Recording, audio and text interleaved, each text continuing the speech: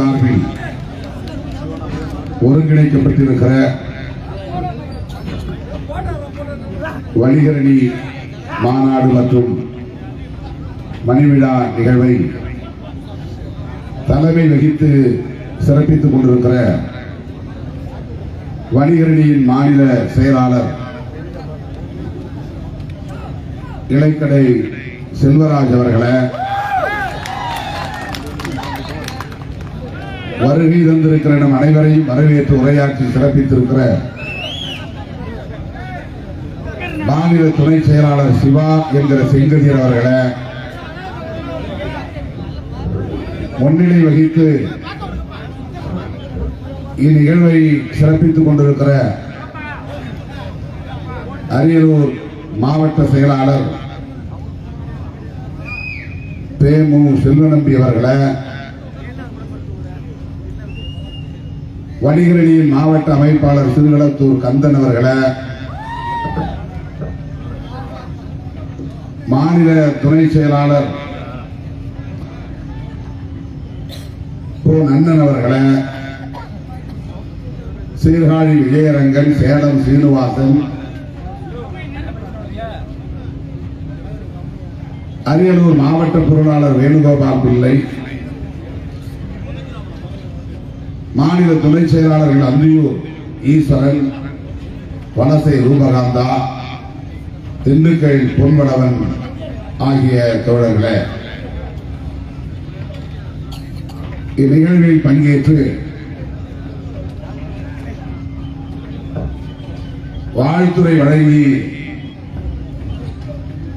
இதற்கு பெருமை சேர்ந்திருக்கிற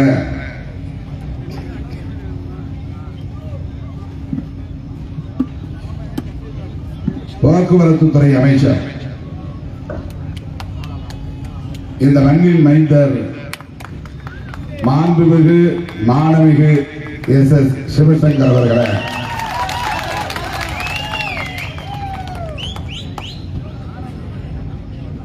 திராவிட முன்னேற்ற கழகத்தின் கொள்கை பரப்பு செயலாளர் அன்பு சகோதரர் பெருநர் கிள்ளி அவர்களை, மறுமலர்ச்சி திராவிட முன்னேற்ற கழகத்தின் மூத்த தலைவர்களில் ஒருவர் அரியலூர் சட்டமன்ற உறுப்பினர் மதிப்பிற்குரிய அண்ணன் கு சின்னப்பா அவர்களை, உரையாற்றி விடைபெற்று சென்றிருக்கிற கோயம்பேடு வியாபாரிகள் சங்கத்தின் சங்க கூட்டமைப்பின் தலைவர் ராஜசேகர் அவர்களை, திருப்போரூர் சட்டமன்ற உறுப்பினர் கட்சியின் துணை பொதுச் செயலாளர் தம்பி SS பாலாஜி அவர்களை,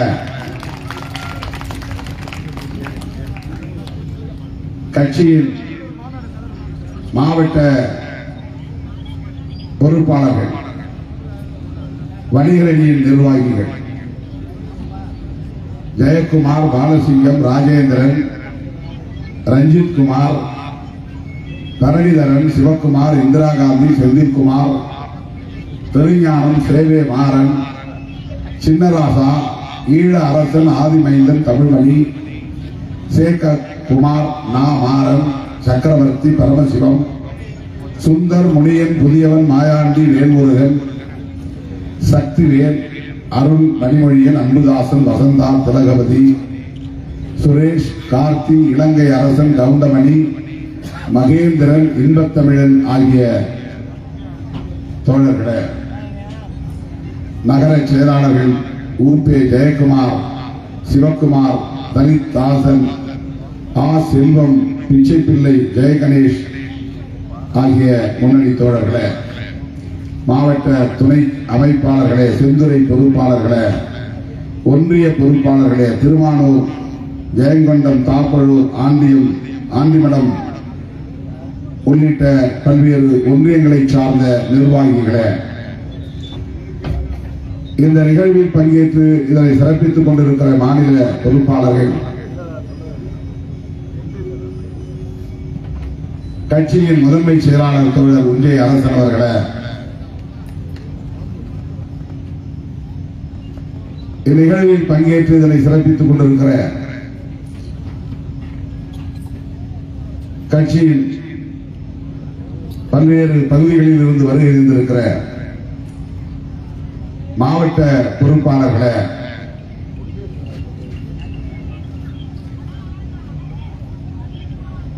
தம்பி இரா கிட்டு அவர்களே, வீர செங்கோடன் அவர்களே, கடலூர் மாநகர் மாமன்றத்தின் துணை மேயர் வழக்கறிஞர் தாமரை செல்வன் அவர்களே,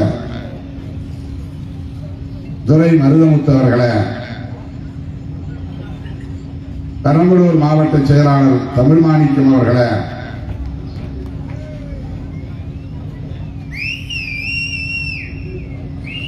தம்பி அன்பானந்தம் அவர்களே, கருப்புசாமி, கதிரேசன், நீதிவந்தன், தமிழ்மாணிக்கம் உள்ளிட்ட முன்னணி நிர்வாகிகளே,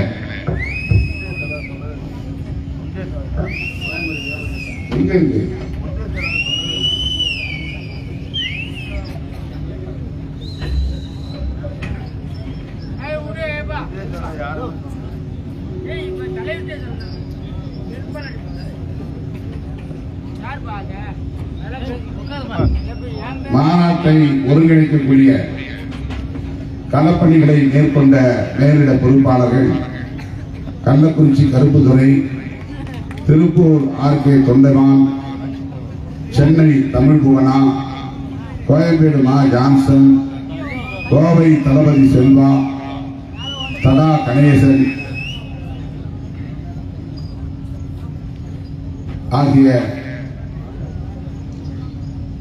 தோழர்களே, முஸ்தபா ராவுத்தர், கோயம்பேடு ரமேஷ், சிங்கனூர் வில்லாளன், நாகை அசோக் குமார், கடலூர் கருப்பையா, முகமது அலி, வாசு வளவன், கிருஷ்ணகிரி முனுசாமி, தருமபுரி ராஜகோபால், விழுப்புரம் சரவணன், விருகை ரமேஷ் உள்ளிட்ட முன்னணி தோழர்களே,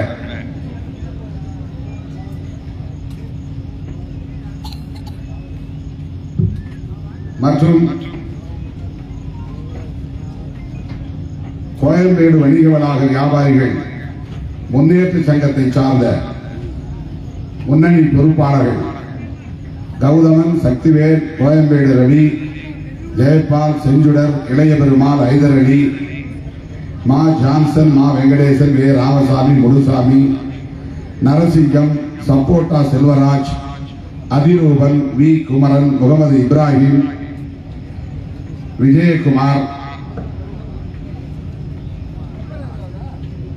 முருகேசன் என்கிற ஜஸ்டின், நா பாண்டுரங்கன், கருணாமூர்த்தி, பா குப்புசாமி, நேரு, குடியரசு, அன்பழகன், சக்திவேல், இரா தனசேகர், காடமுத்து, தங்க சரவணன், பாக்யராஜ், வேர்க்கடலை வினோத், கோல்ட் ஷாம், கீரை செல்வமணி, தனசேகர், பிரகாஷ், பாலகிருஷ்ணன், அருள் பாண்டியன், இரா செல்வம், மல்லிஜெய், சிலம்பு, ராமானுஜம், குமார், பூபாலன், சரத்குமார், மல்லிவேல், குட்டிக்குமார், காமராஜ், ஏ.கே. காமராஜ், பிரபு, அருள்மணி, கலியமூர்த்தி, முரளி, குமரன், மகாலிங்கம், சரவணன், சி சுரேஷ், சரத்குமார், விஜி, அறிவு, தா பாபு, ஊர் இளைய பெருமாள், நெற்குன்றம் முரளி, பூக்கடை ராதா, ஏ.கே. மாரிமுத்து, ஆசிப். விடிந்துவிடும் போல இருக்கிறது, மூச்சு விட்டுகிறது. புரட்சியாளர் அம்பேத்கர் கனி வியாபாரிகள் சங்கம், வே துளசி, திருவரசன், ராமு, ராமலிங்கம், சிறுத்தை வேலு, தனவேல், நாகமணி, செல்வராஜ், குளஞ்சி, வெங்கடேசன், மூக்கன், அசோகன், ரமேஷ், அசோக், காளிமுத்து ஆகிய தம்பிகளே,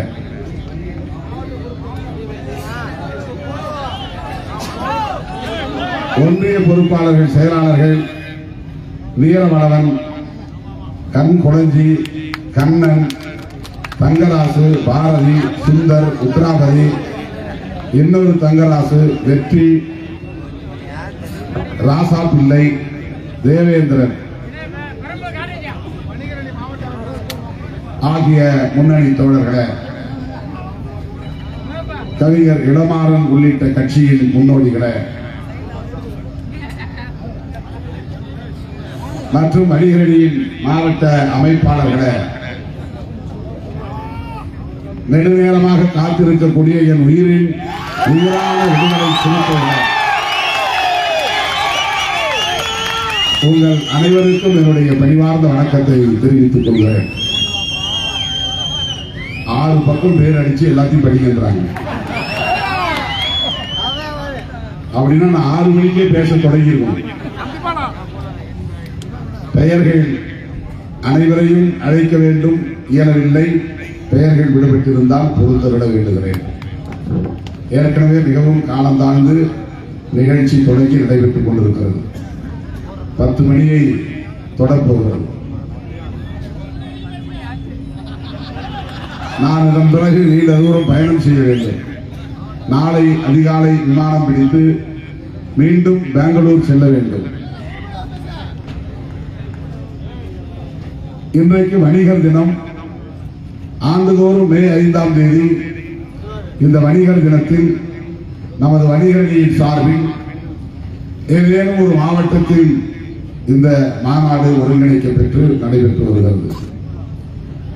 ஒவ்வொரு மாநாட்டின் போதும் ஒரு கருப்பொருளை அரசியல் உள்ளீடாக கொண்ட தலைப்பை நாம் குறிப்பிட்டு நடத்துவது உண்டு. இந்த முறை இதை மணிவிழாவாக நடத்த வேண்டும் என்று இடைக்கடை செல்வராஜ் அவர்களிடத்திலே கேட்டார். எதுவாக இருந்தாலும் சென்னையில் நடத்துங்கள். நான் ஒரு ஊரை சுற்றிக் கொண்டிருக்கிறேன். சென்னையில் இருந்தால் உரிய நேரத்திற்கு வர முடியும். மற்ற மாவட்டங்களுக்கு நான் பயணம் செய்வது கடினமாக இருக்கிறது. வழிநெடுக தோழர்கள் 10 கிலோமீட்டருக்கு ஒரு இடத்திலே நின்று மறித்து அதிலேயே எனக்கு பல மணி நேரம் செலவாகிறது. உரிய நேரத்திற்கு வந்து சேர இயலவில்லை என்று அவரிடத்திலே நான் சென்னையில் நடத்தும்படி கேட்டுக்கொண்டேன். ஆனால் அவர் பிடிவாதமாக சென்னைக்கு வெளியே தான் நடத்த விரும்புகிறேன் என்று சொன்னார். அரியலூரில் நடத்த விரும்புவதாக சொன்னார். நானும் நம்முடைய பிறந்த மண்ணில், சொந்த மாவட்டத்தில், சொந்த மண்ணில் இது நடக்கட்டும் என்று ஆசைப்பட்டு ஒப்புக்கொண்டேன். ஆனால் இடையிடையே நிகழ்ச்சிகள் எப்போதும் போல இடைச்செருகள் நிகழ்ந்துவிட்டன. இந்த தேதி அறிவிக்கப்பட்ட பிறகு புதுச்சேரியிலே ஆர்ப்பாட்டம் என நான் இசையில் தெரிவிக்க வேண்டிய நெருக்கடி. புதுச்சேரிக்கு போனதால் அங்கிருந்து நான் நேரடியாக அரியலூருக்கு வர முடியவில்லை. வழியிலே பல நிகழ்ச்சிகள், குறிப்பாக விழுப்புரம் மாவட்ட செயலாளர்களில் ஒருவரான ஆற்றலரசு அவர்களின் தாயார் காலமாகிவிட்ட சூழலில் அவருடைய இல்லத்திற்கு சென்றுவிட்டு வீராணம் சென்று அதன் பிறகு விழுப்புரம் வந்து பெரம்பலூர் வந்து சேர வழியிலே ஆங்காங்கிய தோழர்கள் மதிக்க வேப்பூரிலே ஒரு திருமண நிகழ்ச்சி. நான் ஒப்புதல் தரவில்லை. ஆனால் அவர்கள் பிடித்து இழுத்துக் கொண்டு போனார்கள்.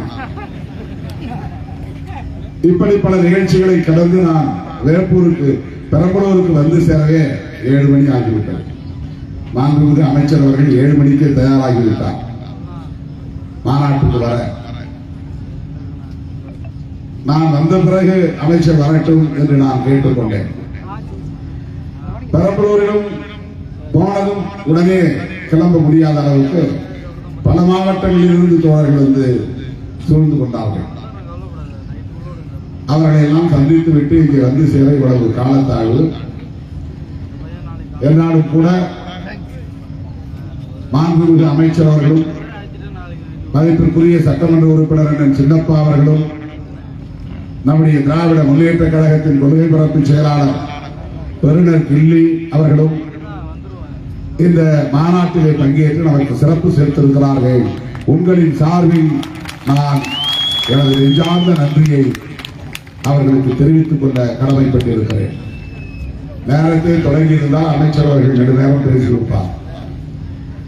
நான் பேச தொடங்கிய பிறகு அண்ணன் சின்னப்பா அவர்கள் வந்திருக்கிறார்.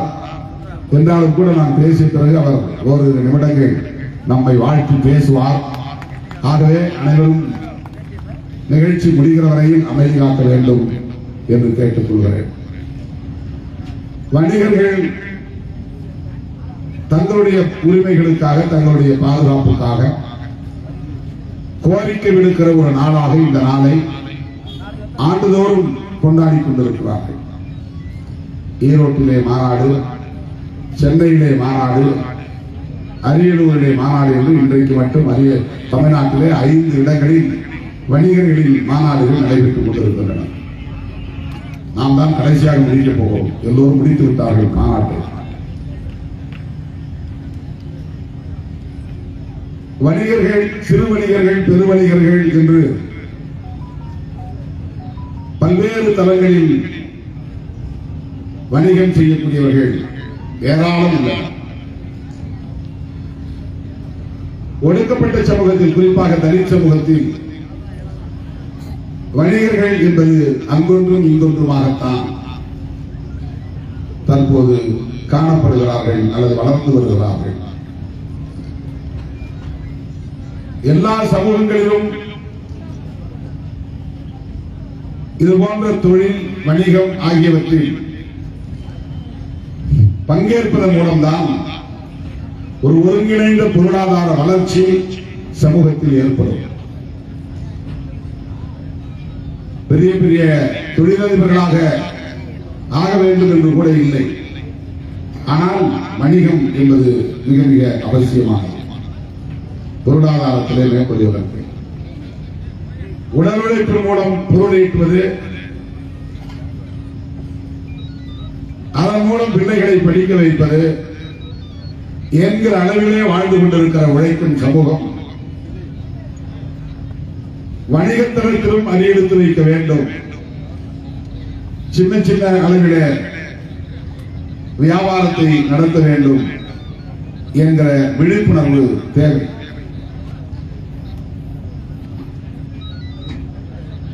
ஆனால் இன்றைக்கு உலகளாவிய அளவிலே உலகமயமாதல், தாராளமயமாதல், தனியார் மயமாதல் என்கிற புதிய பொருளாதார கொள்கை கடந்த சில 10 ஆண்டுகளாக உலக நாடுகளிலும் பெரும் தாக்கத்தை ஏற்படுத்தி வருகிறது. அந்த புதிய பொருளாதார கொள்கை பன்னாட்டு நிறுவனங்களுக்கு கதவுகளை திறந்து விட்டிருக்கின்றன.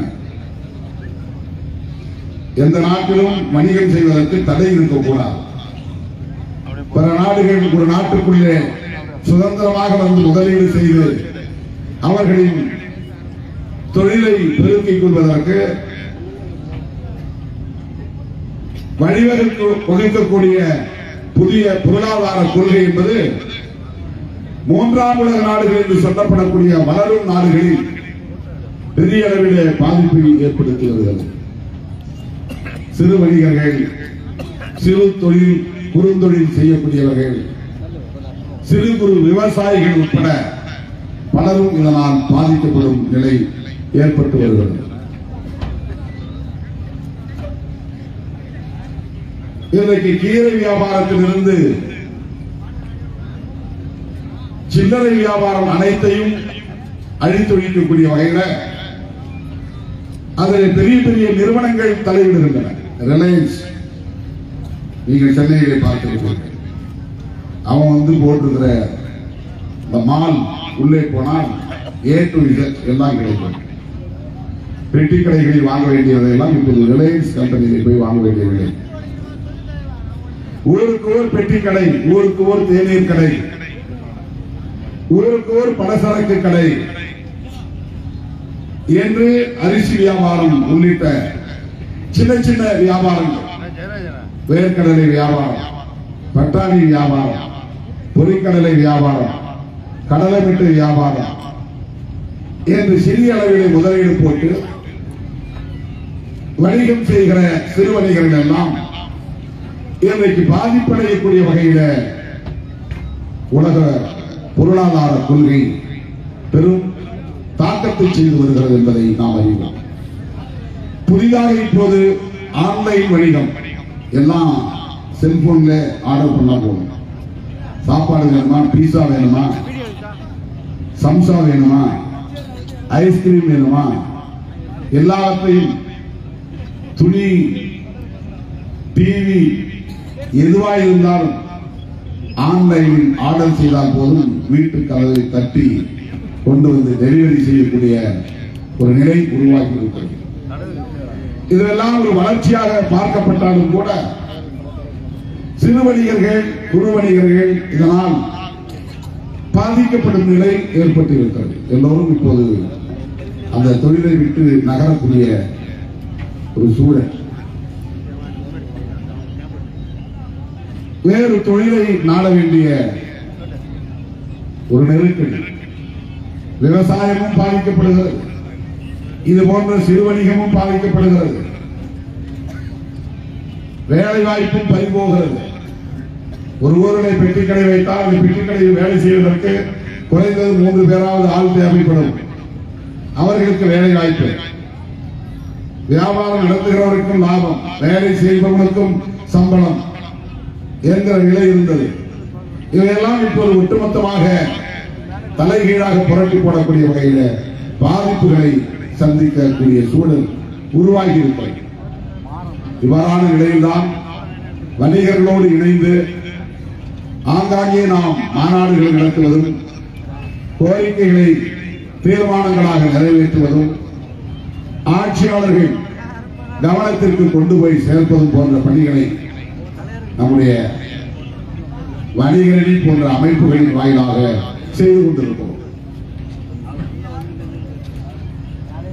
ஆனாலும் கூட அவற்றையெல்லாம் தாண்டி இன்றைக்கு புதிய பொருளாதார கொள்கை பெரும் தாக்கத்தை ஏற்படுத்தி வருகிறது. எதிர்காலம் எப்படி இருக்கும் என்பது யூகிக்க முடியாத நிலை உள்ளது. இது பற்றிய அரசியல் விழிப்புணர்வு நமக்கு தேவைப்படுகிறது. அதற்காகத்தான் இத்தகைய மாநாடு,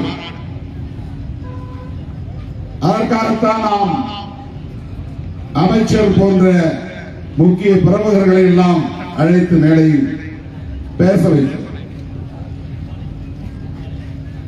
விடுதலை சிறுத்தைகள் கட்சி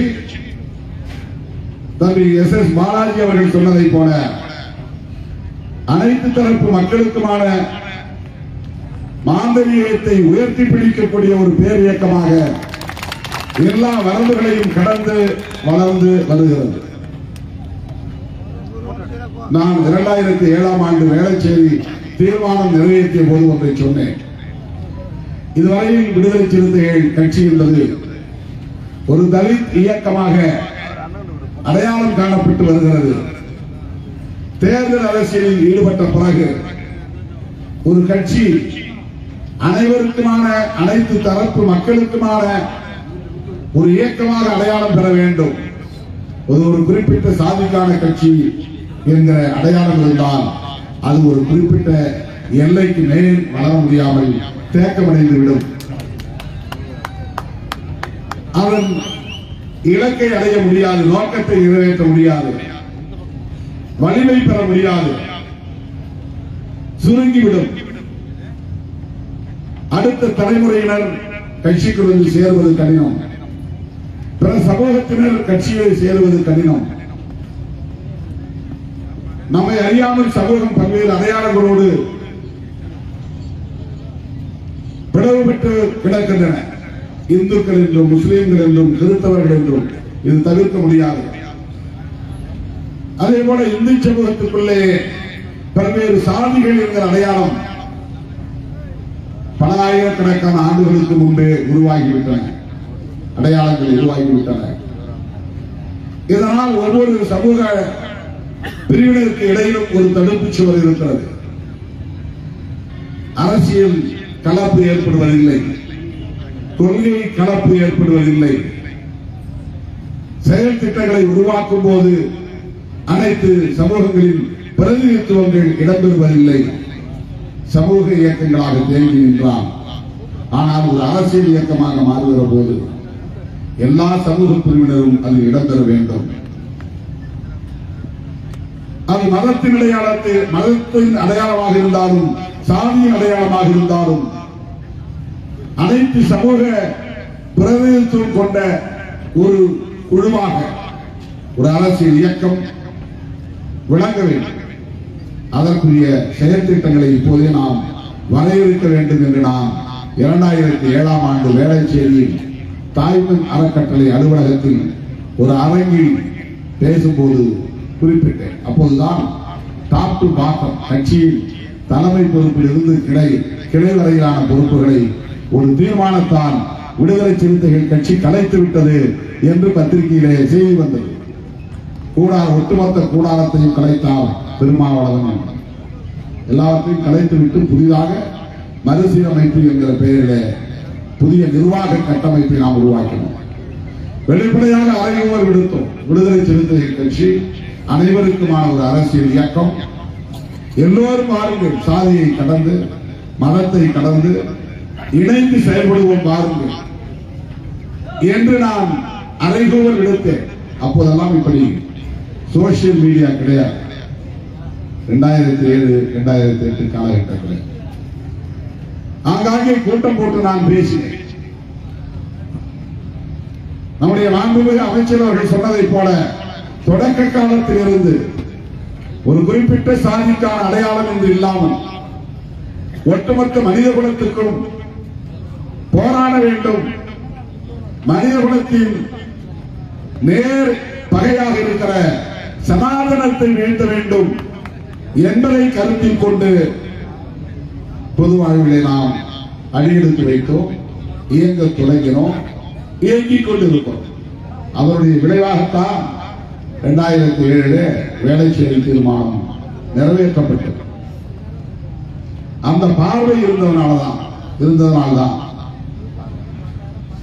அதன் அடிப்படையில் தான் தம்பி பாலாஜி போன்றவர்கள் எல்லாம் கட்சிக்குள்ளே வந்தார்கள். இதை யோசித்து பாருங்க. இது ஒரு சமூக இயக்கமாக இருந்திருந்தால், ஒரு சாதி சங்கமாக இருந்திருந்தால் அவரை போன்றவர்கள் உள்ளே வந்திருக்க முடியுமா? ஒரு உறுப்பினராக கூட அவர் இங்கே வரும்போது இந்த கட்சி தேர்தலில் இருக்கும், இந்த கட்சி சட்டமன்ற வேட்பாளராக போட்டியிட முடியும் என்றெல்லாம் கணக்கு போட்டு வரவில்லை. என்னை அவருக்கு தெரியும், என்னை அவருக்கு பிடிக்கும், இந்த கட்சியில் எல்லா கதவுகளும் திறந்திருக்கின்றன, ஏன் நாம் திருமாவளவன் தலைமையிலே சமூக பணி ஆற்றக்கூடாது என்கிற அந்த பொறுப்புணர்வோடு தான் இணைந்தார். வேற எந்த எதிர்பார்ப்பும் இல்லை. திமுக, அதிமுக போன்ற கட்சிகள் அரசியல் அதிகாரத்தை பெற்ற வலிமையுள்ள கட்சிகள். அதிலே சேர்ந்தால் என்றைக்காவது ஒரு நாள் நமக்கு வாய்ப்பு கிடைக்கும் என்ற நம்பிக்கையோடு சேர முடியும். விடுதலை சிறுத்தைகள் கட்சிகளை சேர்ந்தால் அப்படி ஒரு நிலை ஏற்படும் என்று சொல்ல முடியாது, அதற்கு வாய்ப்பு இல்லை. ஆனாலும் கூட நான் அன்றைக்கு முன்மொழிந்த அரசியலை புரிந்து கொண்டு தொலைநோக்கு பார்வையோடு சமூக நீதி அரசியல் புரிதலோடு ஏராளமான தோழர்கள் எஸ் பாலாஜி போல ஏராளமான தோழர்கள் கட்சியிலே வந்து இணைந்தார்கள். எண்ணி பாருங்கள், 2001 ஒரு தலித் இயக்கமாக அடையாளம் காணப்பட்ட விடுதலை சிறுத்தைகள் 2019 2 தலித் அல்லாதவர்களை சட்டமன்ற உறுப்பினராக பெற்றிருக்கிறது. 2021 20 ஆண்டுகளில் இந்த மாற்றம் நிகழ்ந்திருக்கிறது. இந்த மாற்றம் நிகழ்வதற்கு 2007 நாம் எடுத்த முடிவு, நமது கட்சி எடுத்த முடிவு.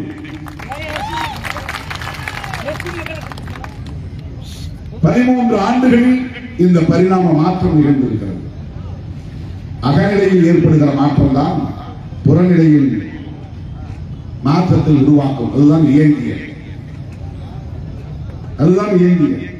புறநிலையிலும் தாக்கம் ஏற்பட வேண்டும், அகநிலையிலும் தாக்கம் ஏற்பட வேண்டும்.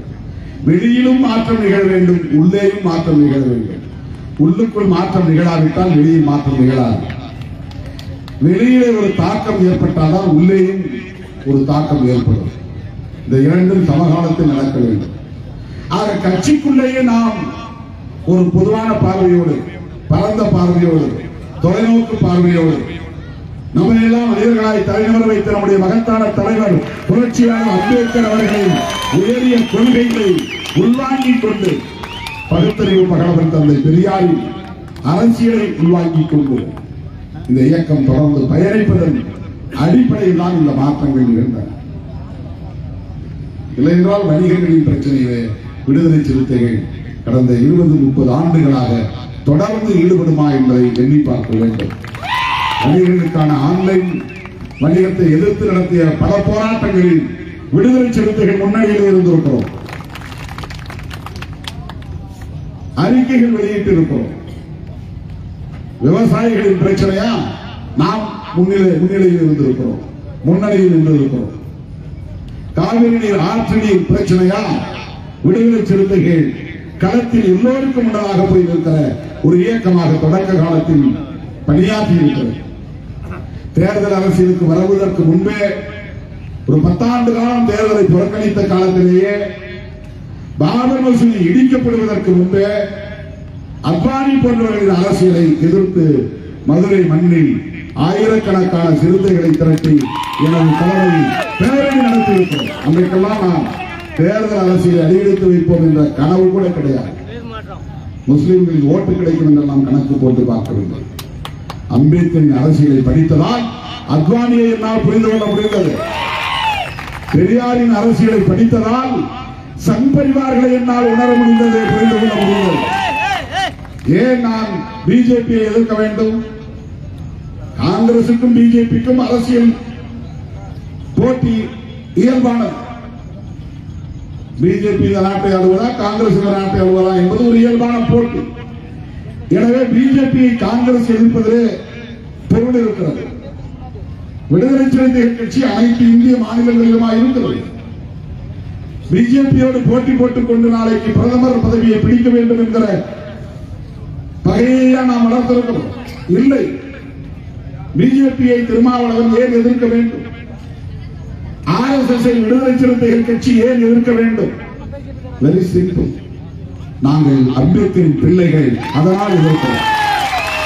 நாங்கள் பெரியாரின் பிள்ளைகள், அதனால் எதிர்க்கிறோம்.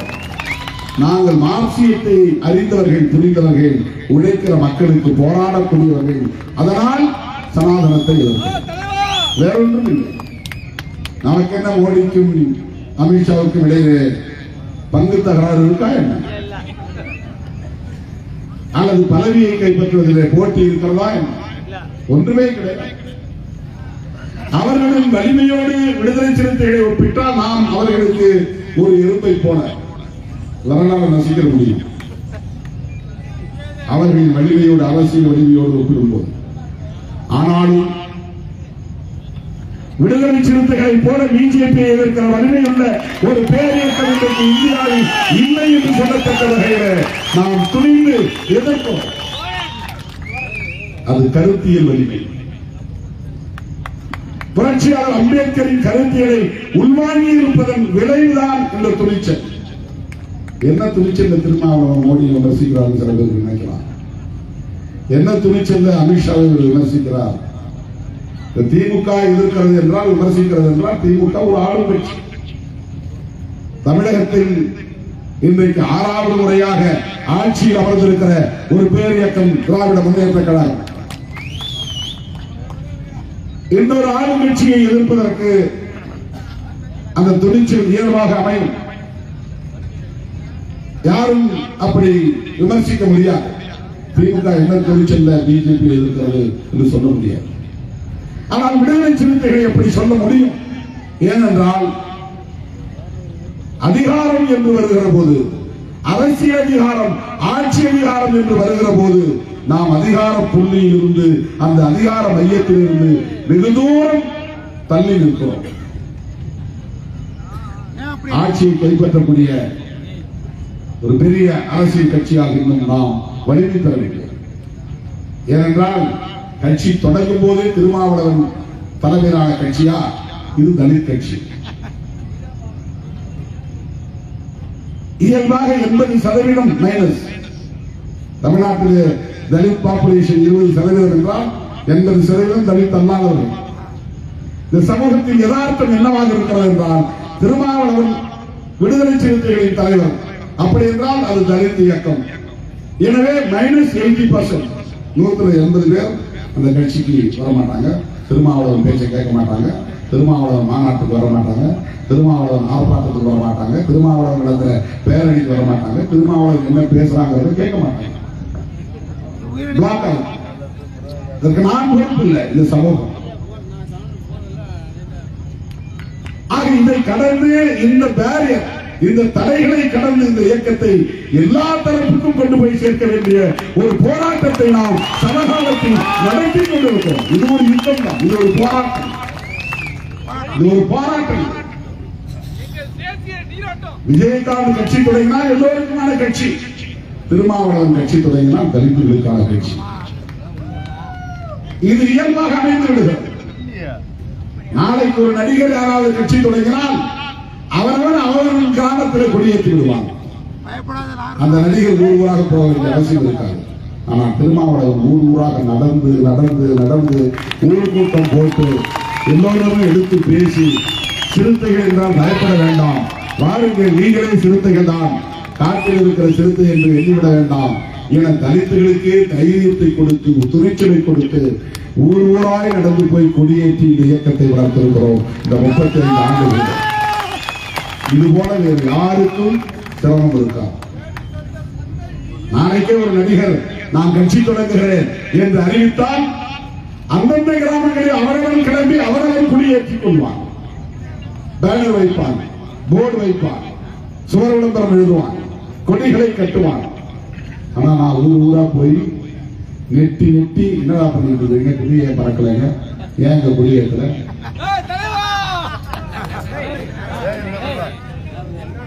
நான் உள்ளூர் இருக்கிறவங்களை பத்தி பேசுறதுக்காக ஒரு தலைவான் இருக்கிறேன்.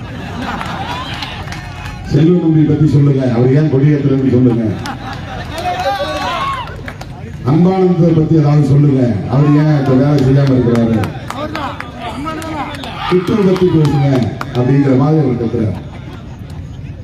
பொறுப்பாளர்களை ஒவ்வொரு நாளும் நான் அவங்க வாழை பிடிச்சி உருக்கி உருக்கி விட்டு அனுப்ப வேண்டியது. என்னையா செஞ்சுட்டு இருக்கீங்க? நடந்து போற இடங்கள்ல எல்லா கொடியும் பறக்கும் போது உன் கொடி இல்லையேங்கிற கவலை உனக்கு இருக்கா? நெருடல் இருக்கா? உன் பிறந்த ஊர்லயே நீ கொடியேற்றாம இருக்கிறிய, நீ கட்சி பொறுப்பாளராக இருக்கிற, உன் சொந்த கிராமத்திலேயே இன்னும் கொடியேற்றாமல் இருக்கிறாயே. கேட்டா நீங்க வாங்க ஏற்றலாம், நான் வந்தாதான் ஏற்றுவாங்க கொடி, இல்லைன்னா ஏற்றது. இதெல்லாம் நான் சந்தித்துக் கொண்டிருக்கிற இடர்கள், தடைகள். கட்சி கொடியேற்றுவது என்பதே ஒரு போராட்டம். அருமை தோழர்களே, பிஜேபியை நாம் எதிர்க்கிறோம் என்பது நமக்கு அதிகார வலிமை இருக்கிறதா என்பது அல்ல பிரச்சனை, எண்ணிக்கை பலம் இருக்கிறதா என்பது அல்ல பிரச்சனை. பிஜேபியை எதிர்ப்பதற்கு ஒன்று போதும், கருத்தியல் வலிமை போதும், கோட்பாட்டு வலிமை போதும். அதுதான் திருமாவளவனுக்கு இந்த துணிச்சலை தந்திருக்கிறது. விடுதலை சிறுத்தைகளுக்கு இந்த துணிச்சலை தந்திருக்கிறது. நானே வலிந்து போகிறேன் கர்நாடகாவுக்கு. அவனுக்கு கோபம் வருங்க, சும்மா இருக்க மாட்டாங்களாம். தமிழ்நாட்டில் அரசியல் பண்ணாம கர்நாடகாவுக்கு வந்து அரசியல் பண்றான். 2 நாள் தொண்டை வலிக்க வலிக்க நான் பேசினேன். தப்பி தவறி மறந்தும் யாரும் பிஜேபிக்கு ஓட்டு போட்டு விடாதீர்கள் என்று சொன்னேன். இது கால குறுக்க நீட்டி வம்பு இழுக்கிற மாதிரி கிராமத்தில் படம் சொல்லுவாங்க. வழியில காலை நீட்டி வம்புக்கு வரான், அந்த மாதிரியான ஒரு செயல் தான். நானா போறேன், அவன் பிஜேபி கர்நாடகத்தில் இருக்கிற பிஜேபி இருக்கிற பிரச்சனை பண்ணல. தமிழ்நாட்டில் வளர்ந்தாலும் ஆபத்து தான், கர்நாடகாவில் வளர்ந்தாலும் ஆபத்து தான், இந்தியாவில் எந்த மூலையில பிஜேபி வலிமை பெற்றாலும் ஆபத்து தான். வீட்டில் ஒரு மூலையில நெருப்பு பிடிச்சா ஒட்டுமொத்த வீட்டுக்கு தான் ஆபத்து. அது ஒரு மூலையில கிழக்கு மூலையில எரிஞ்சுக்கிட்டு இருக்கு, நான் மேற்கு மூலையில தான் என் பெட்ரூம் இருக்கு, நான் அதை பத்தி கவலைப்படல, அது எரிஞ்சுக்கிட்டு மேற்கு வரட்டும், அப்புறம் நான் பார்த்து உட்காந்துக்குமா. கீழ்முறையிலே தீப்பிடித்தாலும் ஒட்டுமொத்த குடிசையும் எரிந்து போகும். ஒரு வீட்டிலே தீப்பிடித்தாலும் ஒட்டுமொத்த ஊரும் எரிந்து போகும். ஒரு குடம் பாலில் ஒரே ஒரு துளி விஷம் வந்தாலும் ஒட்டுமொத்த பாலும் நஞ்சாகிவிடும். அப்புறம் அந்த பால் குடிக்க முடியாது. அது ரொம்ப கொஞ்சம் தானே, ரொம்ப ஒரு சொட்டு நஞ்சு தானே அதில் விழுந்துச்சு, ஒரு டிராப் தானே போட்டோம், அந்த பாலை குடிக்கலாம் ஒன்றும் ஆகாது அப்படின்னு நம்ம துணிச்சலாக குடிக்க முடியுமா? குடிக்க முடியாது. பாரதிய ஜனதா கட்சி என்பது சராசரியான ஒரு அரசியல் கட்சி அல்ல. இதைத்தான் நான் கர்நாடகாவில் பேசுகிறேன். கர்நாடக விடுதலை சிறுத்தைகள் இந்த தேர்தலில் போட்டியிடுவதற்கு முடிவெடுத்து 23 வேட்பாளர்களையும் தேர்வு செய்து வாட்ஸ்அப்பில் பரப்பிவிட்டார்கள். விசிக வேட்பாளர்கள் 23 தொகுதி 23 வேட்பாளர்கள். நான் பதவி போன உடனே புறப்பட்டு விவாதம் முடிச்சு கர்நாடகா பெங்களூர் போனேன். முன்னணி பொறுப்பாளர்லாம் வர சொன்னேன். என்னையா ஏன் இப்படி பண்ணீங்க, இந்த காட்டை கேட்க வேண்டாமா என்று சொல்ல வேண்டாமா? தேர்தலில் இருக்கிற முடிவை கட்சி தலைமைக்கு தெரியாமல் எப்படி நீங்கள் அறிவிக்கலாம் என்று கேட்டு அவர்களோடு கலந்து பேசி கடைசியாக என்ன தீர்மானம் நிறைவேற்றினோம் என்றால், கர்நாடகத்தில் பாஜகவை வீழ்த்த வேண்டியது தவிர்க்க முடியாத காலத்தில் கட்டாயமாக இருக்கிறது. ஆகவே நம்மால் சில நூறு வாக்குகள் கூட சிதறிவிடக் கூடாது. அது பிஜேபிக்கு சாதகமாக அமைந்துவிடும். எனவே விசிக கர்நாடக சட்டசபை தேர்தலில் போட்டியிடுவதில்லை, மாறாக கர்நாடக காங்கிரஸ் கட்சியின் வேட்பாளர்களை ஆதரித்து பிரச்சாரம் செய்வது என்று தீர்மானம். இதுக்கு அந்த தோழர்கள் 3 மணி நேரம் உட்கார்ந்து பேசுவேன். மதனப்பள்ளியில் மாநாட்டை முடிச்சுட்டு அங்கிருந்து 2.5 மணி நேரம் பயணம் செய்து அன்னைக்கு மதனப்பள்ளி பவனைக்கு இரவு கூட தூங்க முடியல. அடுத்த நாள் பகல்ல நிகழ்ச்சி அதெல்லாம் முடித்துவிட்டு இரவோடு இரவாக நான் பெங்களூர் போய் அங்கே தோழர்களை எல்லாம் அழைத்து 3 மணி நேரம் பேசிவிட்டு ஒரு நொடி கூட ஓய்வெடுக்க முடியவில்லை. உடனே விமானம் பிடித்து அடுத்த நாள் அன்றைக்கே நான் திரும்ப சென்னைக்கு பல நிகழ்ச்சிகளில் பங்கேற்க நேர்ந்தது. அதன் பிறகுதான் தோழர்களே, கர்நாடக மாநில காங்கிரஸ் கட்சி தலைவர் சிவகுமார் அவர்கள் எனக்கு ஒரு கடிதம் எழுதி அனுப்பினார். உங்கள் கட்சி சார்பில் எங்கள் வேட்பாளர்களுக்கு பிரச்சாரம் செய்ய நீங்கள் வர வேண்டும் என்று எனக்கு கடிதமும் எழுதினார். 5 நாட்கள் கேட்டார்கள், பிறகு 4 நாட்கள் கேட்டார்கள், 3 நாள் ஏற்பாடு செய்தார்கள். ஆனால் நான் 2 நாள் மட்டும் பிரச்சாரம் செய்துவிட்டு நேற்றைய நிகழ்ச்சிக்காகவும் இன்றைய நிகழ்ச்சிக்காகவும் நான் புறப்பட்டு வந்துவிட்டேன். நாளை காலை விமானம் பிடித்து மறுபடியும் போகிறேன். ஒரு 4 தொகுதிகளில் 3-4 தொகுதிகளில் நான் பிரச்சாரம் செய்திருக்கிறேன். கர்நாடகாவில் காங்கிரஸ் தோற்றால் என்ன, ஜெயித்தால் என்ன என்று நான் இருக்க முடியும்? முதுகு வலி, கழுத்து வலி, கால் வலி, முழங்கால் வலி என்று தொடர் அலைச்சலால் எப்போதும் வலியோடு வாழ்ந்து கொண்டிருக்கிற நாம் அந்த பயணத்தை நான் தவிர்க்க முடியும். ஆனாலும் கூட நான் படித்த அரசியல் என்னை உறங்க விடவில்லை, ஓய்வெடுக்க விடவில்லை. என்னை உசுப்பிக் கொண்டே இருக்கிறது. போய் நீ சொல்லி ஒரு 10 ஓட்டாவது மாறும் போ என்று என் மனம் சொல்லுகிறது. கர்நாடகாவை சார்ந்த கன்னடர்களின் பேச்சை கேட்கிறார்களோ இல்லையோ, குறைந்தபட்சம் தமிழர்களாக நான் பேசுவதை கேட்டு 10 பேராவது பிஜேபிக்கு வாக்களிப்பதை தவிர்க்க வாய்ப்பு இருக்கிறது என்ற நம்பிக்கையை நான் போனேன். உள்ளபடியே பெரிய தாக்கத்தை இது ஏற்படுத்தி இருக்கிறது. ஒரு வேட்பாளர் சொன்னால் நான் பேசி முடித்த பிறகு சாரல் பேசின உடனே எனக்கு என் மைண்டுக்குள்ள பிரெயினுக்குள்ள ஃபயர் பிடிச்சிருக்கிறார். என் பிரெயினுக்குள்ள ஒரு ஃபயர் பத்திக்கிச்சு. ஆமா, பிஜேபி நம்ம இந்த கோணத்துல தான் பார்க்கணும், RSS பொருந்துதான் பார்க்கணும். இதுவரையில் எந்த பிரச்சார மேடைகளிலும் அவர்கள் RSS பற்றி பேசியது. நான் கிட்டத்தட்ட 10-12 நிகழ்வுகளில் இந்த 2 நாட்களிலே கலந்து கொண்டு பேசினேன். காலையில் 8 மணிக்கு தொடங்கி ஒரு நொடி கூட கீழே இறங்கல. சாப்பிட்றதுக்காக ஒரு இடத்துல இறங்கணும், அவ்வளவுதான். ஒரு 10 நிமிஷம் காலையிலிருந்து வண்டியிலே நின்று பிரச்சாரம் பண்ண. அவ்வளவு எழுச்சி. தமிழர்கள் அடர்த்தியாக வாழக்கூடிய சட்டமன்ற தொகுதிகளில் நான் பேசினேன். அப்போதுதான் RSS பற்றி நான் எடுத்து சொன்னேன். RSS ஒரு அரசியல் பிரிவுதான் பிஜேபி. திமுகவுக்கு RSS மாதிரி ஒரு இயக்கம் கிடையாது. கம்யூனிஸ்ட் கட்சிகளுக்கு RSS மாதிரி ஒரு இயக்கம் கிடையாது. காங்கிரஸ் கட்சிக்கு RSS மாதிரி ஒரு இயக்கம் கிடையாது. விடுதலை சிறுத்தைகள் கட்சிக்கு RSS மாதிரி ஒரு இயக்கம் கிடையாது. பிஜேபிக்கு மட்டும்தான் அதனை பின்னிருந்து இயக்கக்கூடிய, கொள்கை சார்ந்த முடிவுகளை எடுக்கக்கூடிய, செயல் திட்டங்களை வகுத்து தரக்கூடிய, 24 மணி நேரமும் வருடத்தில் 365 நாளும் உழைத்துக் கொண்டே இருக்கக்கூடிய ஒரு இயக்கம் உள்ளது. அதுதான் RSS. இந்த கூட்டத்தில் RSS காரன் வந்திருப்பான். நீங்க யாரும் அவங்க இடத்துல கூட்டத்துக்கு போகவே மாட்டீங்க. RSS காரனுடைய வேலை திமுக கூட்டத்திலும் ஊடுருவான், விடுதலை சிறுத்தைகளின் கூட்டத்திலும் ஊடுருவான். மேடையை திரும்பினாலே ஒரு மாநாடு போனா அவ்வளவு பேர் உட்கார்ந்துருக்காங்க. இது நாளைக்கு சன் டிவியில காட்ட போறாங்க இல்ல, ஆனா அவங்களுக்கு ஆசை சன் டிவியில ஒரு வேலை காட்டினாலும் காட்டுவாங்க. இந்த மாதிரி RSS காரன் மேடை ஏற மாட்டான், பக்கத்தில் வந்து நிற்க மாட்டான், டிவியில முகம் காட்ட மாட்டான்,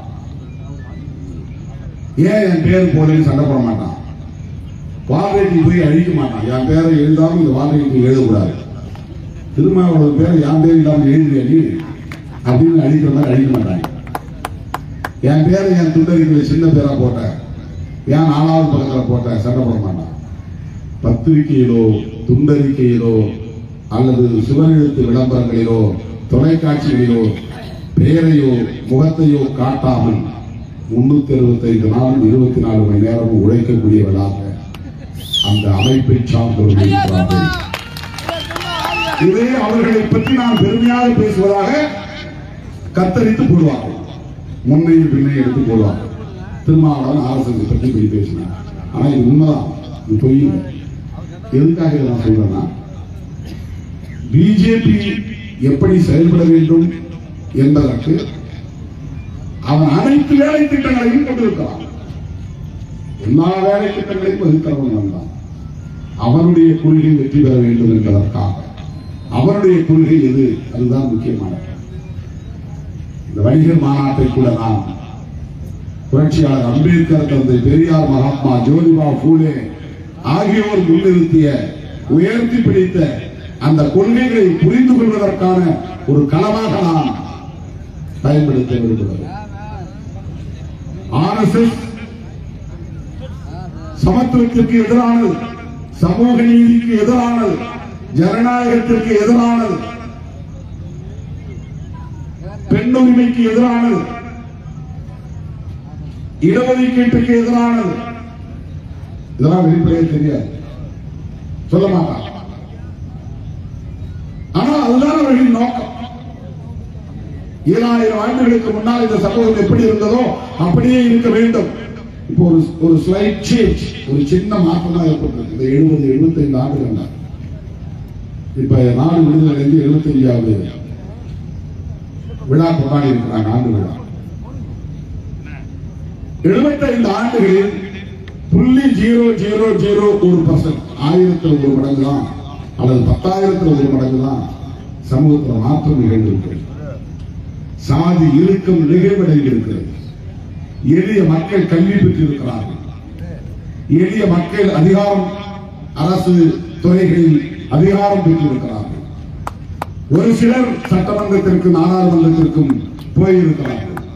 ஒரு சிலர் மத்திய அமைச்சர்களாகவும் மாநில அமைச்சர்களாகவும் இடம் பிடித்திருக்கிறார்கள், இடம் பெற்றிருக்கிறார்கள்.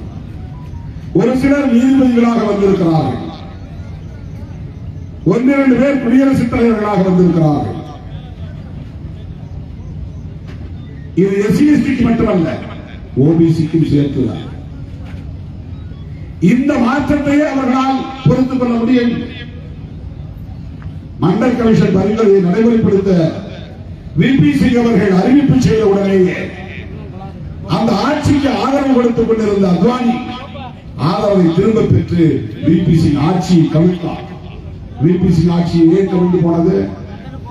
அம்பேத்கர் இயக்கவாதிகளால் அல்ல, தலித் அமைப்புகளால் அல்ல, மாயாவதியால் அல்ல, ராம்தாஸ் பாஸ்வானால் அல்ல, பிரகாஷ் அம்பேத்கரால் அல்ல, ராம்தாஸ் அத்வாலியாவால் அல்ல. இவர்கள்தான் அகில இந்திய அளவிலே பிரபலமான தலித் இயக்க தலைவர்கள். இவர்கள் அத்தனை பேரும் ஓபிசிக்கு இடஒதுக்கீடு கொடுக்க ஆதரவாக இருந்தார்கள். ஓபிசினா யாரும் தெரியுது, தமிழ்நாட்டில் பிசி எம்பிசி போதும், அகில இந்திய அளவில் இதற்கு ஒரே பெயர் other backward classes. Other backward கிளாஸஸ்னா மற்ற பிற்பட்ட வகுப்பினர் அர்த்தம். மற்ற பிற்பட்ட வகுப்பினர்னா எஸ்சி எஸ்டி பிற்பட்ட வகுப்பினர் தான் போகும். எஸ்சி எஸ்டி பேக்வர்ட் கிளாஸ் தான் அக்கார்டிங் டு த கான்ஸ்டிடியூஷன். அரசமைப்பு சட்டத்தின்படி ஷெட்யூல் காஸ்ட் ஷெட்யூல் ட்ரைப்ஸும் பேக்வர்ட் கிளாஸ் தான். Socially educationally backward classes. Other backward classes என்றால் எஸ்சி எஸ்டி அல்லாத பிற பிற்படுத்தப்பட்ட வகுப்பினர். அவர்களுக்கு கல்வியிலே வேலை வாய்ப்பிலே இடஒதுக்கீடு இல்லாமல் இருந்தது. பிபி மண்டல் அவர்களின் தலைமையிலே உருவாக்கப்பட்ட குழு கொடுத்த அறிக்கையின் அடிப்படையிலே அவர்களுக்கும் 27% இடஒதுக்கீடு தரலாம் என்று அறிவிப்பு செய்து அதை நடைமுறைப்படுத்தியவர் அன்றைய பிரதமர் விபி சிங் அவர்கள். அதற்காக ஆத்திரப்பட்டு உடனே பிஜேபி ஆதரவை பின்வாங்கிக் கொண்டது. விபி சிங் ஆட்சி கவிழ்ந்து போனது, பிரதமர் பதவி பறி போனது. அதோடு விட்டார்களா, ஓபிசிக்கு எப்படி இடஒதுக்கீடு கொடுக்கலாம் என்று வீதியிலே இறங்கி போராட்டம் நடத்தினார்கள், வன்முறை வெறியாட்டம் நடத்தினார்கள். அப்போதே அத்வானியையும் மற்றவர்களையும் அந்த பிஜேபி ஆர்எஸ்எஸ் கும்பலையும் கண்டித்து மதுரையிலே சுவரொட்டி ஒட்டிய இயக்கம் விடுதலை சிறுத்தைகள் கட்சி. தோழர்களே, புரட்சியாளர் அம்பேத்கர் கண்ட கனவை, தந்தை பெரியார் கண்ட கனவை சிதைக்கக்கூடிய இயக்கம் தான் ஆர்எஸ்எஸ். நம்ம ஆர்.எம். ரவி அவர்களை பற்றி இங்கே மாண்புமிகு அமைச்சர் அவர்கள் கண்டித்து பேசினார், தம்பி பாலாஜியும் கண்டித்து பேசினார். ஆர்.எம். ரவி சனாதன பட்டறையில் உருவான ஒரு ஆயுதம், சனாதன அரசியல் பட்டறையில் உருவானவர். அவர் அம்பேத்கர் அரசியலை படித்தவர் அல்ல, பெரியாரின் அரசியலை படித்தவர் அல்ல. கோல்வாக்கர் தான் அவருக்கு குரு. நமக்கு அம்பேத்கர், அவர்களுக்கு கோல்வாக்கர். நமக்கு பெரியார், அவர்களுக்கு சாவர்கர். நமக்கு மகாத்மா ஜோதிபா புலே, அவர்களுக்கு ஹெட்கேவார் போன்ற தலைவர்கள். ஆர்எஸ்எஸ் முதல்ல உருவாக்குவது ஹெட்கேவார், இரண்டாவது தலைவர் கோல்வாக்கர். அவர்தான் சில கொள்கைகளை வரையறுத்து அதை ஒரு கோட்பாடாக முன்வைத்திருப்பார். அவங்க கொள்கை என்னன்னா, சாதி ஒழியக்கூடாது, சாதி காப்பாற்றப்படணும். அதனாலதான் எல்லா சாதி சங்கத்தையும் போய் அவங்க ஊக்கப்படுத்துறது. நீங்க ஆண்ட பரம்பரை, நீங்க சத்திரிய பரம்பரை, நீங்க எல்லாம் இங்க வந்தா நீங்க எல்லாம் பாண்டிய பரம்பரை, சோழ பரம்பரை, சாதி பெருமிதத்தை சொல்லி அப்படியே சாதியை கட்டி காப்பாற்றணும். பெரியார் சாதியை சொல்லக்கூடாது, அது இழிவு, சாதி பெயரை பெயருக்கு பின்னால் போடக்கூடாது, அது நல்லதல்ல, பாகுபாடை காட்டும் என்று போதித்தார். அனிகிலேஷன் ஆஃப் காஸ்ட், சாதியை அழித்தொழிக்க வேண்டும் என்று 25-26 வயதிலே ஒரு புத்தகத்தை எழுதியவர் புரட்சியாளர் அம்பேத்கர் அவர்கள்.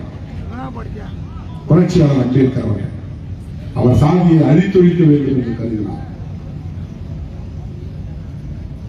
ஆனால் ஆர்எஸ்எஸ் இயக்கம் சாதி பாதுகாக்கப்பட வேண்டும், சாதி இருந்தாதான், சாதி உணர்வு இருந்தாதான் இந்து மத உணர்வு இருக்கும்.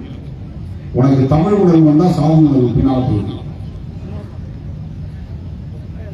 உங்களுக்கு திராவிட அரசியல் என்பது சமூக நீதி அரசியல் தான். திராவிட அரசியல்னா திமுக அரசியல் நினைக்கிறாங்க, திராவிட அரசியல்னா திராவிடர் கழக அரசியல் நினைக்கிறாங்க. திராவிடம் என்ற சொல்லை முதலில் பெரியார் தான் பயன்படுத்தினார் என்று தவறான கருத்துக்களை சில பேர் புதிய போலி தமிழ் தேசியம் பேசக்கூடிய கும்பல் சொல்லிக் கொண்டிருக்கிறது. முதலில் இந்த மண்ணில் திராவிடம் என்ற வார்த்தையை அரசியல் களத்தில் புழக்கத்திற்கு கொண்டு வந்தவர் பண்டிதர் அயோத்திதாசன்.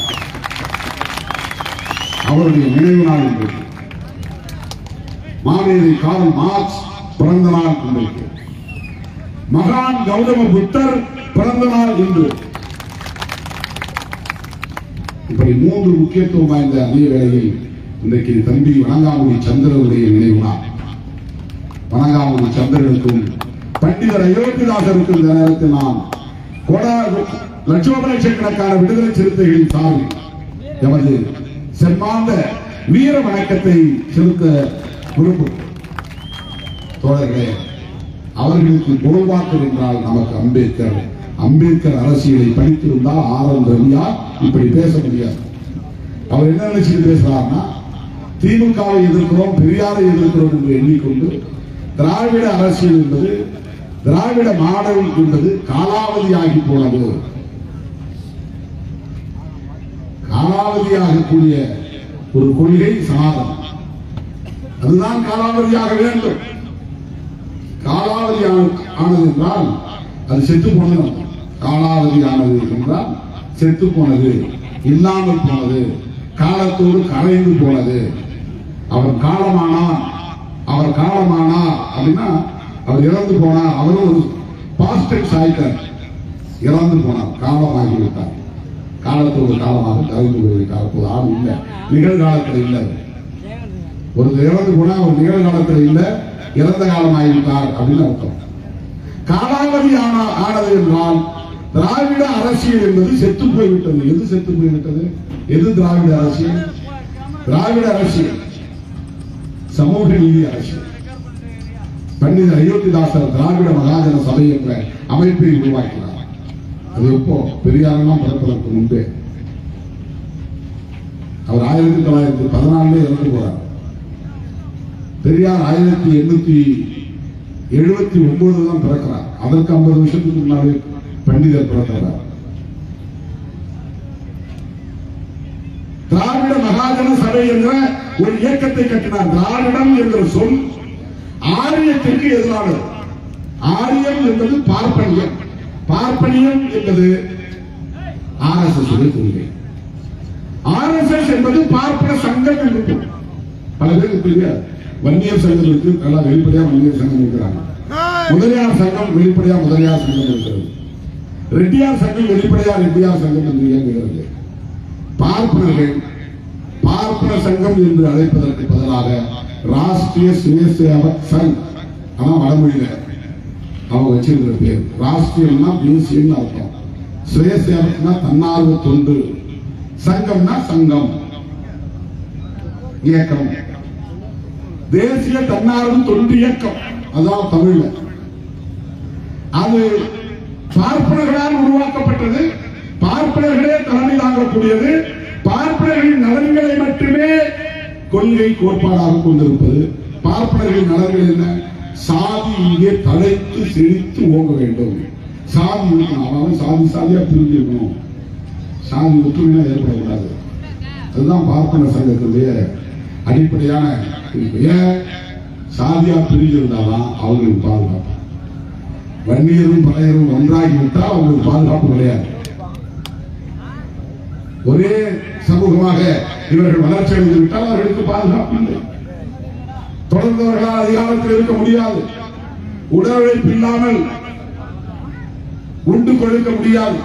உலகத்திலேயே உடல் உழைப்பு இல்லாமல் சாப்பிட முடியும், தலைமுறை தலைமுறையாக சாப்பிட முடியும் என்பதற்கான ஒரு கோட்பாடு இருக்கிறது என்றால் அதுதான் சனாதன கோட்பாடு.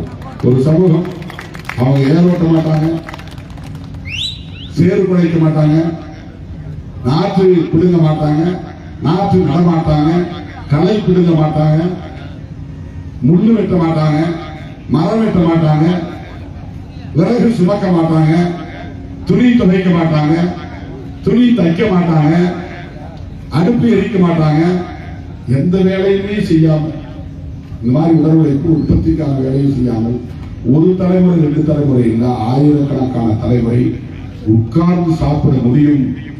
ஒரு சமூகத்திற்கு அப்பேற்பட்ட ஒரு பாதுகாப்பை ஒரு கோட்பாடு உருவாக்கி தந்திருக்கிறது என்றால் அந்த கோட்பாடு தான் சனாதன கோட்பாடு, அதுதான் பார்ப்பனியம். அருமை தோழர்களே, இதையெல்லாம் தகர்த்தெறிவதற்கு விடுதலை சிறுத்தைகள் கட்சி சாதி அடையாளத்தோடு இருந்தால் முடியாது. எல்லா சாதிகளுக்காகவும் பாடுபடுகிற, எல்லா சமூகங்களுக்காகவும் பாடுபடுகிற ஒரு அரசியல் இயக்கமாக பரிணாமம் பெற வேண்டும். இதை அடிப்படையாக கொண்டு முன்மொழியப்பட்ட தீர்மானம் தான், நிறைவேற்றப்பட்ட தீர்மானம் தான் வேளச்சேரி தீர்மானம். அதனுடைய அடிப்படையில் அதனுடைய அடுத்த கட்ட வளர்ச்சியாகத்தான் இந்திய அரசியல் வரலாற்றில் எந்த அரசியல் கட்சியில் செய்ய துணியாததை விடுதலை சிறுத்தைகள் இன்றைக்கு செய்கிறோம். இதை பெருமைப்பட நாம் பேசுவதாக என்ன வேண்டாம். இது ஒரு தொடக்கம். வரலாற்றில் பரிணாம மாற்றங்களை உருவாக்குவதற்கான ஒரு தொடக்க புள்ளி. விடுதலை சிறுத்தை கட்சியின் பெரும்பான்மையாக தலித்துகள் பொறுப்பிலே இருக்கிறார்கள். அதில் ஒரு 10% பேர் முதலில் தலித் அல்லாதவர்கள் உள்ளே பொறுப்புக்கு மாவட்ட செயலாளர் பொறுப்புக்கு வர வேண்டும். இது ஒரு கோட்பாட்டு பார்வை. 100 பேரில் 10 பேர் பெண்கள் 10 பேர் இடம்பெற வேண்டும். ஆளுமை இருக்கா இல்லையாங்கிறது பிரச்சனை இல்லை. அவர்களை மாவட்ட செயலாளர் நாற்காலியில் அமர வைத்து அவர்களுக்கு ஆளுமையை வளர்ப்பதற்கான வாய்ப்பை சூழலை உருவாக்க வேண்டும். அந்த அடிப்படையில் தான் துணிந்து நான் இந்த அறிவிப்பை செய்தேன். இதை கிட்டத்தட்ட 2 ஆண்டுகளாக நான் பேசிக் கொண்டிருக்கிறேன். முன்னணி பொறுப்பாளர்கள், மாவட்ட பொறுப்பாளர்கள் எல்லோரும் அதற்கு உடன்பட்டு அதன் பிறகுதான் இதை நடைமுறைப்படுத்துவதற்கான ஒரு வேலை திட்டத்தை நான் இறங்குகிறேன். அதற்கிடையே யாரும் 10% கொடுக்கக்கூடாது, பெண்களுக்கெல்லாம் கொடுக்கக்கூடாது அப்படின்னா எந்த எதிர்ப்பு கட்சிகளும் இல்லை. எல்லாரும் முன்னணி பொறுப்பாளர்கள் எல்லோரும் ஒத்துக்கொண்டார்கள். ஒத்துக்கொண்ட பிறகு இந்த 100 பேரில் 10 பேரை தேர்வு செய்யக்கூடிய வேலையை நான் செய்ய தொடங்கி 17 மாவட்டங்களுக்கு அறிவிப்பு செய்திருக்கிறேன். இதை நான் முன்னெடுத்திருக்கிற இந்த சூழலில் தொலைநோக்கு பார்வையோடு இதற்கு முழுமையான ஒத்துழைப்பை நீங்கள் நல்க வேண்டும். இதுதான் என்னுடைய வேண்டுகோள். இதில் யாரையும் நான் ஆளாக்கணும் நினைச்சு முடிவெடுக்கல. யாரையும் ஆளாக்க கூடாது, அவர்களை பின்னுக்கு தர வேண்டும் என்று நான் முடிவெடுக்கிறேன். கட்சியில் அகநிலையில் ஒரு மாற்றம் நிகழ வேண்டும், உள்ளீடான மாற்றம் நிகழ வேண்டும், பண்பு மாற்றம் நிகழ வேண்டும் என்கிற அடிப்படையில் ஒரு குவாலிட்டி சேஞ்ச், அதுதான் முக்கியமான. 10 பேர் உள்ளே இருந்தால்தான் இந்த அரசியல் இயக்கம் எதை பேசுகிறது என்பதை அந்த பொறுப்பாளர்கள் அவர்கள் சார்ந்த குடும்பத்தினரிடம் பேசியிருப்பார்கள். பேசிட்டாங்க இல்லை.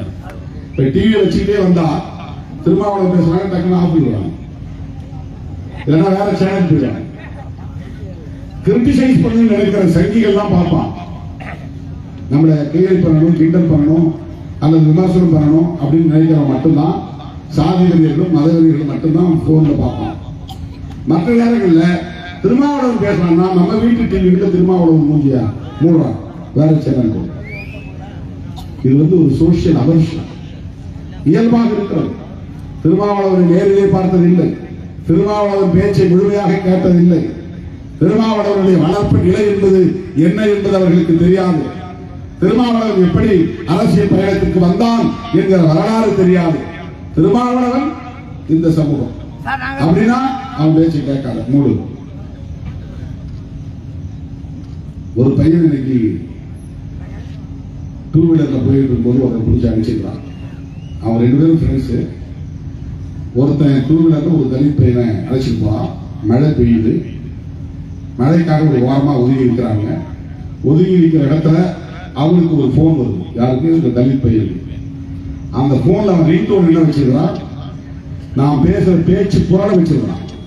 என்னுடைய குரல் நான் எங்கேயும் பேசுறேன், இந்த பேச்சு குரல். அந்த டோன் கேட்ட உடனே அவன் அந்த 2 வீலர் அழைச்சிட்டு வந்தாங்க. அவன் எஸ்சி பையன் அவனுக்கு தெரியும், ஆனாலும் அவன் ஃப்ரெண்டா தான் இருக்கிறான், அழைச்சிட்டு போறான். ஆனா அவன் ரிங்டோன் வந்த உடனே அதுல திருமாவளவன் குரல் வருது. உடனே அவனை போட்டு அடிச்சு மூக்கிலாம் குத்தி அவன் பல்லுலாம் அந்த உதவி குத்தி காய்ங்க. அதுக்கு பிறகு பசங்க போராட்டம் நடத்தி ஸ்டேஷனுக்கு போய் புகார் கொடுத்து அவங்க மேல நடவடிக்கை எடுத்தே தரணும், எஃப்ஐஆர் போடணும் அப்படின்னு ஃபைட் பண்ணான். இந்த அவர்ஷன் எப்படி இருப்பாங்க? அவர்ஷன்னா ஆங்கிலத்தில் அவர்ஷன்னா வெறுப்புன்னு அர்த்தம். வெறுப்புன்னா என் குரலை கேட்ட உடனே ஒருத்தர் வெறுப்பு. அவன் யாருன்னு எனக்கு தெரியாது, நான் யாருன்னு அவனுக்கு தெரியாது. இந்த சமூகத்தில் எப்படி பரப்பி வச்சிருக்கிறான். இதை நீர்த்து போக செய்ய வேண்டுமா வேண்டாமா? திருமாவளவனுக்கு எதிராக மட்டுமில்லை, நம்ம எல்லாம் மனிதர்களாய் தலைவர் வைத்த நமது மகத்தான தலைவர் புரட்சியாளர் அம்பேத்கர் படத்தை பார்த்தாலே சிலருக்கு எரிச்சல் வருகிறது, சிலையை பார்த்தாலே எரிச்சல் வருகிறது. உலகமே போற்றக்கூடிய மாபெரும் மனிதர், மாமனிதர். இன்னைக்கு 125 அடி உயரத்துல தெலுங்கானாவோட கேசி ராவ் சிலை நிறுவியிருக்கிறார்னா இது சாதாரணமான மாற்றம் கிடையாது. நீ எஸ்சி தானே வண்டியிலிருந்து கொடை சாட்சி விட்டாங்க. அம்பேத்கரை கொடை சாய்த்து விட்டு குப்புற தள்ளி விட்ட ஒரு நபர் இன்றைக்கு விண்ணை முட்ட நிமிர்ந்திருக்கிறார், வானுயர நிமிர்ந்திருக்கிறார், நாடாளுமன்றம் போல கட்டமைக்கப்பட்ட பீடத்திலே நிற்கிறார். அந்த பீடமே பல அடி, அதுக்கு மேல 125 அடி, எல்லாம் வெண்கலம், வெண்கலத்தாலான சிலை. இன்னும் சில மாதங்கள்ல ஆந்திராவில் அமராவதி திறக்க போகிறார்கள். 125 அடி உயரத்தில். தெலுங்கானாவுடைய செக்ரட்டரி தலைமை செயலகத்திற்கு பாபா சாஹேப் டாக்டர் அம்பேத்கர் செக்ரட்டரி. அது மட்டுமல்ல, பிஆர்எஸ் வந்து புதுசா கட்டுற பார்லிமெண்ட்டுக்கு அம்பேத்கர் பெயரை சூட்டுறா அப்படின்னு தீர்மானம் நிறைவேற்றாங்க. ஆனாலும் அதே இந்திய மண்ணில் இன்னும் அம்பேத்கர் பெயரை கேட்டால் எரிச்சல் அடையக்கூடிய நிலை, சிலையை கண்டால் செருப்பு மாலை போடக்கூடிய நிலை. இது ஒரு அவசியம். சமூக ரீதியாக கட்டமைக்கப்பட்டிருக்கிற சாதி அடிப்படையிலான ஒரு வெறுப்பு, இதை தகர்த்தெறிய வேண்டிய பொறுப்பு நமக்கு இருக்கிறது. நாம் உள்ளீடான ஒரு மாற்றத்தை கட்சிக்குள்ளே நிகழ்த்த வேண்டும் என்கிற தொலைநோக்கு பார்வையோடு நான் எடுத்திருக்கிற இந்த முயற்சியை சிதைத்து விடாமல் பெருந்தன்மையோடு பரந்த பார்வையோடு தோழர்கள் ஒத்துழைக்க வேண்டும் என்று நான் என் பரந்த மண்ணிலிருந்து வேண்டுகோள் விடுக்கிறேன். அரியலூர் மண்ணிலிருந்து நான் வேண்டுகோள் விடுக்கிறேன். தோழர்களே, இந்த இடத்தில் இன்னொன்றை நான் அறிவிக்க விரும்புகிறேன். நேற்றைய கூட்டத்திலும் சொன்னேன், இன்றைய ஆர்ப்பாட்டத்திலும் சொன்னேன், இப்போதும் சொல்லுகிறேன். இதுதான் நான் கடைசியாக மாவட்ட நிர்வாகத்தை நியமனம் செய்யக்கூடிய ஒரு கட்டம். இதுதான். இனிமே நான் மாவட்ட செயலாளர் யாருன்னு திருமாவளவன் நியமிக்க மாட்டான். மாவட்ட செயலாளர்களை ஒன்றிய செயலாளர்கள், கிளை செயலாளர்கள் தான் தேர்ந்தெடுப்பார்கள். 2025 மாவட்ட செயலாளருக்கான தேர்தல் நடக்கும். திமுக நடக்கிற மாதிரி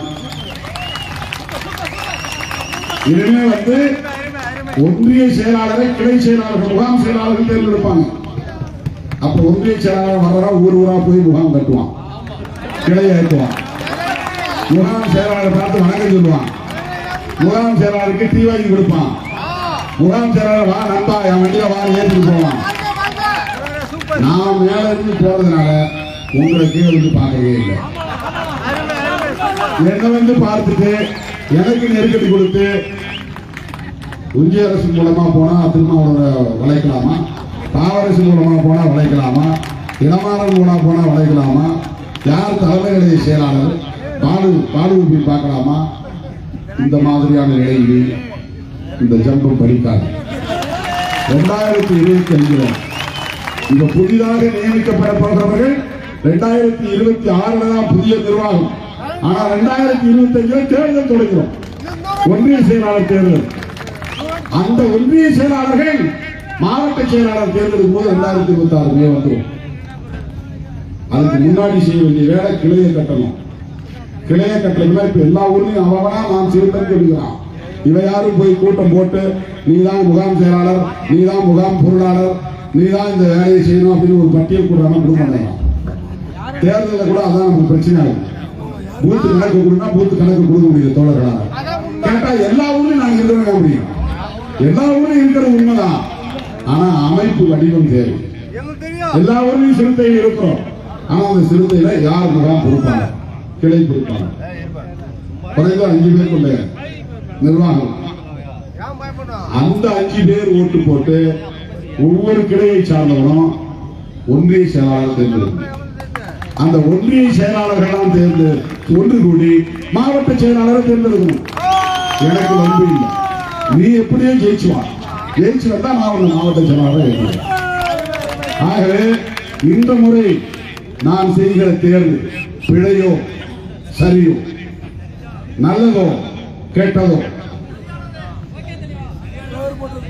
பயனளிக்குமோ பயனளிக்காதோ எப்போதும் போல் எனக்கு ஒத்துழைப்பு நல்கிய என் உயிரின் உயிரான விடுதலை சிறுத்தைகள் இந்த முறை தலைமை எடுக்கிற முடிவுக்கு நீங்கள் முழுமையாக ஒத்துழைப்பு நல்க வேண்டும். இப்ப 17 மாவட்டங்கள் தொடர்பான சில ஃபீட்பேக் கருத்துக்கள் வந்திருக்கின்றன. அது பற்றி கலந்தாய்வு செய்வதற்கு 8ஆம் தேதி பொதுச் செயலாளர்கள், தலைமை நிலைய செயலாளர்கள், முதன்மை செயலாளர்கள் ஆகியோரை கொண்ட குழுவோடு நான் அமர்ந்து பேச இருக்கிறேன். அந்த அமர்வில் எந்த முடிவும் எடுக்கலாம். எடுத்த முடிவு அப்படியே நடைமுறைப்படுத்தப்படலாம். ஆனாலும் 8ஆம் தேதி ஒரு டெமோக்ராட்டிக் ஜனநாயக முறைப்படி மறுபடியும் அதை பற்றி கலந்தாய்வு செய்வதற்கான ஒரு ஏற்பாட்டை நான் செய்திருக்கிறேன். அதன் பிறகு இன்னும் இளைஞர்களுக்கான மாவட்டங்கள் 20 அறிவிக்க வேண்டியிருக்கிறது. இப்ப 17 மாவட்டங்கள் அறிவிச்சாச்சு. இன்னும் இளைஞர்களுக்கு அறிவிக்க வேண்டிய 20 மாவட்டங்கள் இருக்கு. அதையும் உடனடியாக நான் விரைவில் 2 நாட்களில் அறிவிக்க இருக்கிறேன். 1980 பிறகு பிறந்தவர்களை இளைஞர்களாக நாம் ஏற்றுக்கொள்கிறோம். 43 வயசு கூட இருக்கலாம், 40 வயது, 43 வயது, 44, 45 அவங்க சீனியர். அவங்க இன்னைக்குள்ள வர முடியாது, 20க்குள்ள வர முடியாது. 1979 பிறந்திருந்தாலும் அவங்க சீனியர் தான், மூத்தவர்கள். 1980 ஜனவரிக்கு பிறகு பிறந்தவர்கள்லாம் ஜூனியர், யூத், இளைஞர்கள். அதுல ஒரு 20 பேரை இப்ப நான் அறிவிக்க போறேன். இந்த 20 ஏற்கனவே அறிவித்த 17, ஆக மொத்தம் 37, மிச்சம் 63 தான் மற்ற தோழர்கள் அறிவிக்கப்படுவார்கள். ஆகவே இந்த முறை தலைமை இருக்கிற இந்த முடிவுகளுக்கு தோழர்கள் அரியலூர் மாவட்டத்தை சார்ந்த முன்னணி தோழர்கள் தம்பி அன்பானந்தம், செல்வமணி 7-8 வருஷம் இருந்தார். அவருக்கு அந்த ஆசை இருக்காது, அவர் ஆசைப்பட்டாலும் முடியாது, அதுக்கு வாய்ப்பு இல்லை. மதிவாணன், நிறைய பேர் விண்ணப்ப மாவட்ட செயலாளர்கள் விண்ணப்பிச்சிருக்காங்க. அந்த தோழர்கள் எல்லாம் தயவு கூர்ந்து இதை எதிர்மறையாக அணுக வேண்டாம். உங்களுக்கும் பொறுப்பு இருக்கிறது. இந்த கட்சியை ஒரு அரசியல் இயக்கமாக வளர்த்தெடுப்பதற்கு திருமாவளவனுக்கு மட்டுமல்ல, நாம் எல்லோரும் சேர்ந்துதான் இந்த பரிணாம மாற்றத்தை உருவாக்க வேண்டும். எஸ்.எஸ். பாலாஜி எம்எல்ஏ இருக்காரு, துணை பொதுச் செயலாளர், அவரும் மாவட்ட செயலாளருக்கு விண்ணப்பித்திருக்கிறார். தென் சென்னை கிழக்கு மாவட்டத்துக்கு மாவட்ட செயலாளராக பணியாற்ற விண்ணப்பம் செய்திருக்கிறார். தோழர்களே, இந்த அழிகரணி மாநாட்டின் மூலமாக இந்த செய்தியை நான் ஒரு வேண்டுகோளாக வைக்க கடமைப்பட்டிருக்கிறேன். நீங்கள் மட்டுமில்லாமல் வெளிச்சம் தொலைக்காட்சி ஊடாகவும் முகநூல் நேரலை ஊடாகவும் ஆயிரக்கணக்கான தோழர்கள் என் உரையை கேட்டுக் கொண்டிருக்கிறார்கள். அனைவருக்குமான செய்தியாக இதை பதிவு செய்து வணிகர்களின் நலன்களை பாதுகாக்க என்றென்றைக்கும் விடுதலை சிறுத்தைகள் கட்சி உற்ற துணையாக இருக்கும் என்பதை சொல்லி நம்முடைய அழைப்பை ஏற்று வருகை தந்த மாண்புமிகு அமைச்சர் அவர்கள் உள்ளிட்ட திராவிட முன்னேற்ற கழகத்தின் தலைவர்கள் யாவருக்கும் எனது நெஞ்சார்ந்த நன்றியை தெரிவித்து அண்ணன் எம்எல்ஏ சட்டமன்ற உறுப்பினர் அவர்களை ஒரு நிமிடம் வாழ்ந்து சொல்லுமாறு அன்புடன் அழைக்கிறேன். அண்ணா வாங்க.